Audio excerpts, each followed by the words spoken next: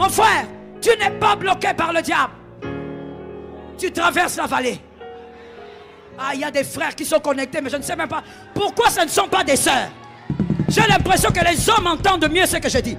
Je dis, mon frère, tu n'es pas maudit. La malédiction de ton père est déjà tombée. La malédiction de ta mère est déjà tombée. La malédiction familiale est déjà... Le châtiment qui te donne la paix est tombé sur lui. Il a déchiré. Il a déchiré l'or. J'attends que les élus complètent, mais je ne les écoute pas. Il a déchiré. Mon frère, viens. Viens, viens, viens, viens. Beaucoup de gens vont prêcher avec moi ce matin. Marazikaya Bashata. Tiens ça. Déchire. Regarde le peuple déchire. Il a déchiré. Jésus a déchiré. Là où on avait dit tu es maudit. Là où on avait dit tu t'arrêteras. Là où on avait dit tu n'avanceras pas. Là où on avait dit que tu ne mettras pas au monde. J'ai dit il a déchiré. Écoute, maintenant regardez. Regardez ce dont très peu de personnes ont pensé, mais je sais que certaines personnes ont pensé à ça. Quand le diable, même si le diable veut récupérer ce que Jésus a déchiré, il les met ici. Il commence à les recoller pour te condamner. Recolle.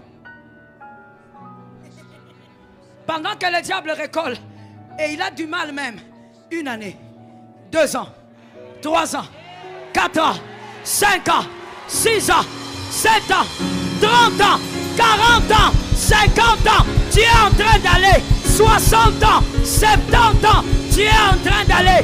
Le diable est en retard. Le diable est en retard. Le diable est en retard. Les dons qu'il cherche à récomposer, il y a même des lettres qui l'échappent. Le diable est en retard.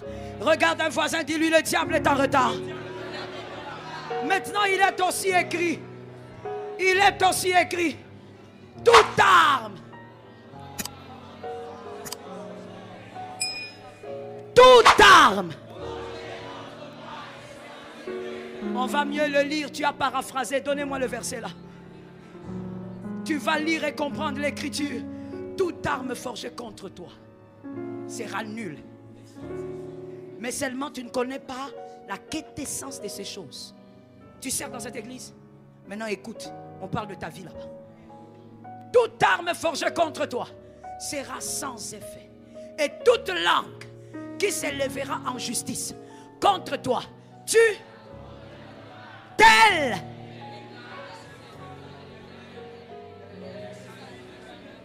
Je dis à quelqu'un, cette parole, ce n'est pas la parole des fidèles. Je te réchoque. Ce n'est pas pour tout le monde. On dit, c'est l'héritage. De qui? Sers Jésus. Sers Jésus. Sers Jésus. Cette écriture est en train de dire, puisque tu sers Jésus, c'est un héritage pour toi. Tu as des enfants? Tu es marié? L'année prochaine que je trouve quelque chose. Alors écoute, cette parole, elle est en train de dire, cette parole, mon frère, si tu es dans la salle, tu ne sers pas Jésus, arrête de crier ça dans un taxi, ça ne t'arrivera pas. Dieu est dans des principes. On dit c'est l'héritage. On ne dit pas que c'est une prière à faire pour recevoir. Ça appartient. L'héritage, that is mean, is for you. Tu n'as pas travaillé pour ça. Mais qu'est-ce qui fait que tu aies cet héritage de protection? Le service de Dieu. Ça veut aussi dire que lui, quand il sert Jésus. Même les enfants qui vont venir sont protégés. Les petits-enfants sont protégés. Les arrière-petits-enfants sont protégés. Tout ce qui lui appartient, protégé. Il est déjà sécurisé. C'est l'héritage.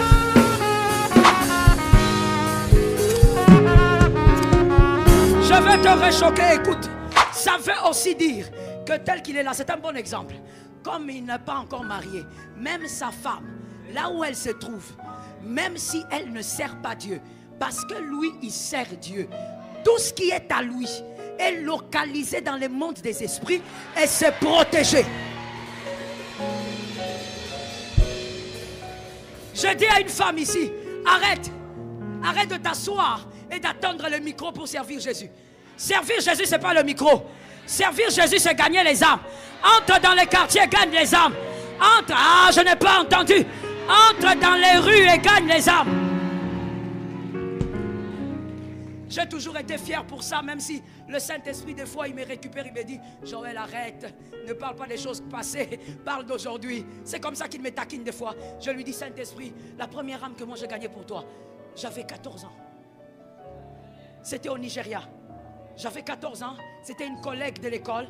Et comme vous le savez très bien, un pays aussi musulman, et avec beaucoup de pratiques de maraboutage. Et donc, son père était même un prêtre d'une secte. Une fois même, elle m'a invité. J'ai dit à mon père, pasteur de son état. Mon père est à la retraite aujourd'hui. Il a plus de 80 ans. Il est à la retraite pastorale. Il a plus de 50 ans de ministère. Par la grâce de Dieu. J'ai dit à mon père, pasteur, à l'époque, j'ai dit, mais papa, elle m'invite dans un truc. C'est une secte. On fait des histoires. Il y a des calébasses là-bas. Il m'a dit, est-ce que tu veux gagner cette âme? J'ai dit, oui, je veux gagner cette âme. Il m'a dit, alors viens. Jésus est avec toi. Va. J'ai dit que j'aille. Il me dit, va. Je suis allé, c'était un dimanche. J'avais 14 ans, mais je n'ai pas oublié. Je suis allé. On arrive là-bas. Il y a des calébasses, il y a des choses. Les femmes s'habillent d'une certaine manière. Elles dansent. Il y a des choses qui se disent comme une sorte de spiritisme. Et moi, j'étais là au coin. Je disais, Saint-Esprit, Saint-Esprit. Et quand on avait fini, je lui ai dit, est-ce que tu peux venir aussi chez moi? Je suis venu chez toi. Maintenant, tu peux venir chez moi. Pourquoi je te parle de ça? J'avais 14 ans. Toi, tu as quel âge? Monsieur, tu as quel âge? Gagne les âmes pour Jésus. Arrête d'attendre les micros. Les micros, c'est trop de combats. Tu vois le pasteur Joël qui te prêche, mais tu ne connais pas mes combats. Gagne les âmes. La fête au ciel ne se fait pas quand tu prêches, mon frère. C'est pas ça qui est écrit. La fête au ciel ne se fait pas quand tu donnes de grosses offrandes. Non, mais pasteur, même si je ne sers pas, n'est-ce pas que je soutiens l'église? Ce n'est pas ça qui amène la fête au ciel. Il est écrit qu'il y a une fête lorsqu'une âme. La demoiselle à l'époque, certainement aujourd'hui, maman, elle me dit, oui, je viendrai à l'église. Et chez nous, c'était le samedi. Elle est venue. Et là, c'était la prédication dans le tabernacle des jeunes. On a prêché. Cet homme a prêché ce jour-là. Après, il dit, qui veulent donner leur vie à Jésus? Je vois ma copine se lever. Je dis non, c'est une blague. Je dis non, c'est une blague. J'ai ouvert les yeux, je dis non, c'est une blague. Elle s'est levée, elle est allée, elle pleurait. J'avais 14 ans, je me disais, mais elle pleure quoi? C'est que toi tu as reçu facilement, pour d'autres c'est un trésor. Oui, tu ne peux pas comprendre. Tu ne sais pas d'où elle venait. Et après cela, je me suis dit moi-même, peut-être que c'est un coup de tête. Peut-être que... Et puis après quelques jours, j'ai été convoqué par son père. Son père me dit, ma fille me dit qu'elle a donné sa vie à un certain Jésus. Et que c'est toi qui l'as amené là-bas. J'étais là tétanisé. Je regardais ce monsieur Yoruba, très imposant, qui parlait, je le regarde, je dis, oui papa. Il me dit, pourquoi tu crois en ce Jésus-là? Parce que tes parents sont chrétiens? Je lui dis non. Il me dit, pourquoi? Je dis, parce qu'il m'a consolé. Il m'a regardé, toi, à 14 ans, il t'a consolé? J'ai dit oui, c'est que l'argent ne pouvait faire. Jésus l'a fait pour moi. Il m'a dit, à cause de toi, je laisse ma fille. Mais écoute, tu sais ce que moi j'avais compris? J'avais compris que le salut, son âme qu'elle avait donné à Jésus, n'était pas une blague.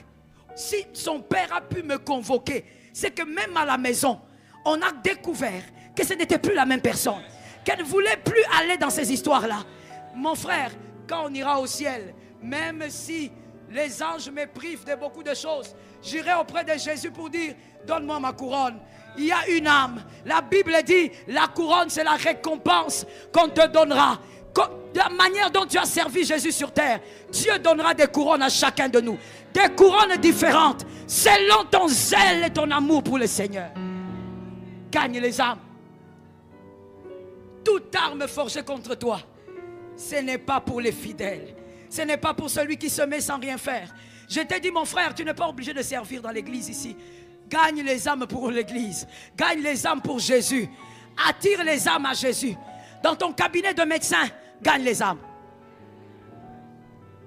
Dans ton cabinet d'avocat, gagne les âmes. Dans ta maison de couture, gagne les âmes. La protection est garantie. Voyez-vous pourquoi le diable n'aime pas qu'on serve Jésus? Parce qu'il sait qu'en servant Jésus, vous vous mettez sous une voûte qui vous protège, vous et tout ce que vous avez. Je finis en disant, un homme qui s'appelait Job. Cet homme-là, la Bible dit qu'il était un millionnaire. Il avait des enfants qui avaient déjà grandi. Mais voici, sans le Saint-Esprit à l'intérieur de lui, ou qui lui parlait comme nous aujourd'hui, cet homme avait compris des mystères. La Bible dit, à chaque fois que ses enfants avaient une fête, il prenait des offrandes, il amenait à Dieu. Il disait, protège mes enfants. Peut-être que là où ils ont péché. Mais on ne parle pas des enfants qui ont 13 ans. En sourdine. On ne parle pas des enfants qui avaient 15 ans. On parle des hommes majeurs, des femmes majeures. Ils avaient des enfants eux-mêmes. Mais Job continuait à donner. Il dit, peut-être qu'ils ont péché. Écoutez maintenant ce qui se passe, une bizarrerie. Mon frère, est-ce que tu te rappelles? La parole de Dieu dit qu'un jour, les fils de Dieu se sont réunis. Quelqu'un aussi est venu. Le diable est venu. Toi qui as l'habitude de croire que dans la maison de Dieu, le sorcier ne peut pas entrer, tu t'es menti, lis la Bible. Si le diable lui-même est entré dans la présence de Dieu, qu'est-ce que toi tu dis? Tu parles de quoi? Le sorcier aura peur de cette chaise. Il va entrer. Et d'ailleurs, moi je dis, entre, écoute la parole et sois délivré. Si tu n'es pas délivré, mon frère, le feu va te brûler pour rien. L'enfer est réel. Quand il arrive, Dieu lui dit, petit, tu viens d'où? Il dit, ah, je suis errant. Comme ce que tu m'avais fait là, je parcours. C'est lui qui a bien dit qu'il était en train d'errer. Oh, j'aime cette écriture. Et ensuite, Dieu lui dit, est-ce que tu as vu? C'est pour te dire que quand tu sers Dieu, quand tu aimes Dieu, Dieu te cite. Voilà pourquoi ça m'étonne des fois quand il y a des humains qui cherchent l'honneur des hommes. Si les hommes te donnent l'honneur, gloire à Dieu. Mais ne cherche pas. Si Jésus cite ton nom, déjà c'est trop. J'ai entendu 2 amens quelque part. Est-ce que je parle aux élus ou je parle de façon? Jésus dit, Dieu dit, tu as vu mon serviteur Job? Il dit oui, je l'ai vu. Il dit, tu as vu qu'il est intègre? Il dit, ben oui, j'ai vu. Il dit, tu vois qu'il est le meilleur là-bas. Il dit, mais comment tu ne veux pas qu'il soit le meilleur? Vous vous rappelez l'accusateur? Il dit, toi tu l'as protégé. How do you know? Comment tu sais qu'il est protégé?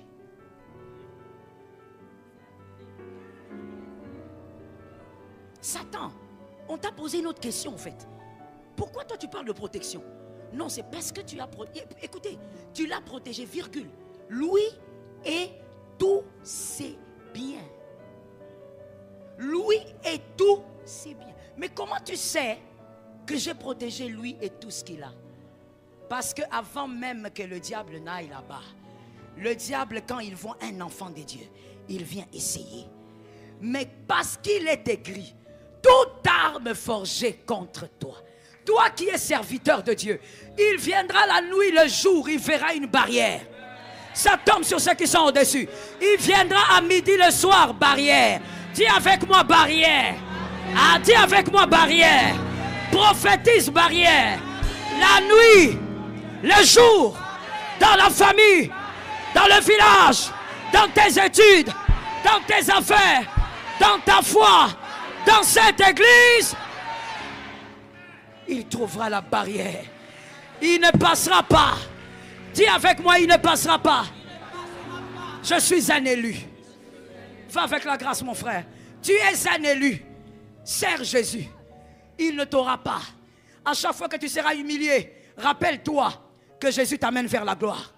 Rappelle-toi qu'il n'y a pas de porte de gloire sans porte d'humiliation. Lève ta main droite avec moi.